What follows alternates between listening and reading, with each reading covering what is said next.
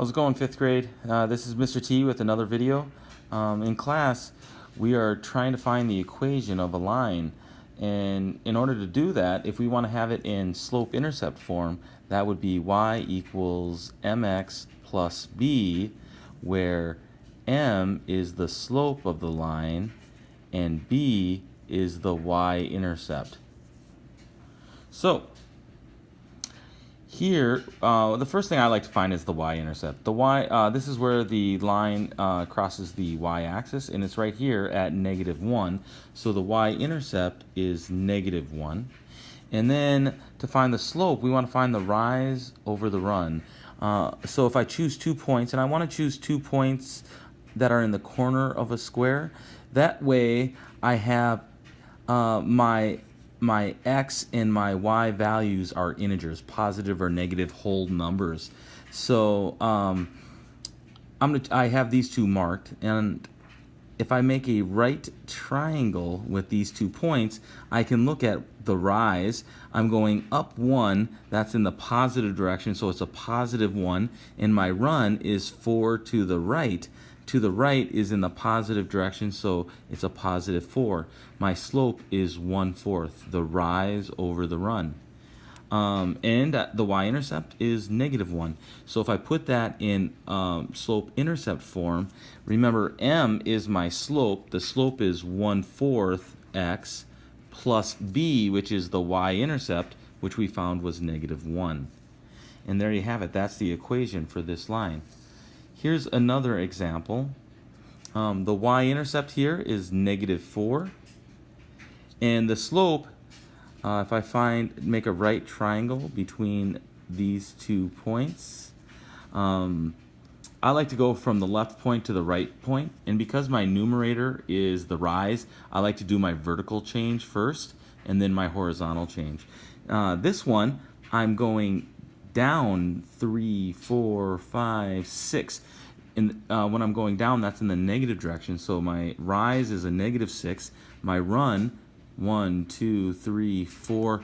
When I go to the right, that's in the positive direction. So my run is a +4. They're both even, so 2 is a common factor. So I get a -3 over 2. We've trained the kids to change improper fractions to mixed numbers, but in the case here where we're trying to find the equation, we want our slope to be left in improper fraction instead of the mixed number. So we get y equals the slope -3/2 x plus the y-intercept -4. That's the equation for that line. The other thing we're working on is when we're given the equation, can we graph the line? So here, remember, it's y equals mx plus b.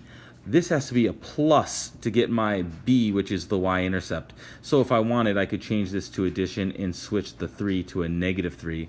In any case, -3 or plus a -3. In this case, b, the y-intercept is -3. And then what I'm going to do is I'm going to use the slope to find a second point. In order to make a line, I need 2 points. The first point being the y-intercept, and then I'm going to use my slope, which is the change in y over the change in x, which is the rise over the run. I keep having the kids do this so they don't forget this. And the slope is the coefficient of the variable x, and that's 1/3. So my rise is 1, a +1, that's up 1, and the run is a +3, that's to the right 3.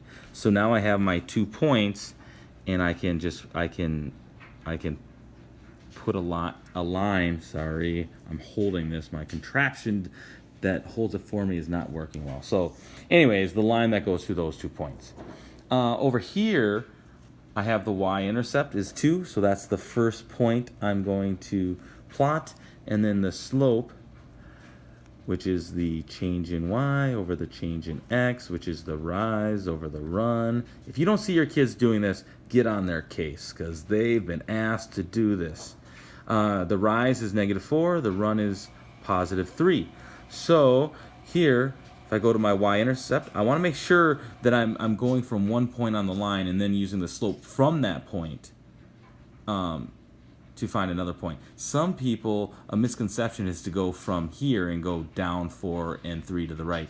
But this point is not on the line. You want to make sure you're starting from a point on the line and then using the slope. The rise is -4. The run is a +3. There's the second point, which is all I need to make a line.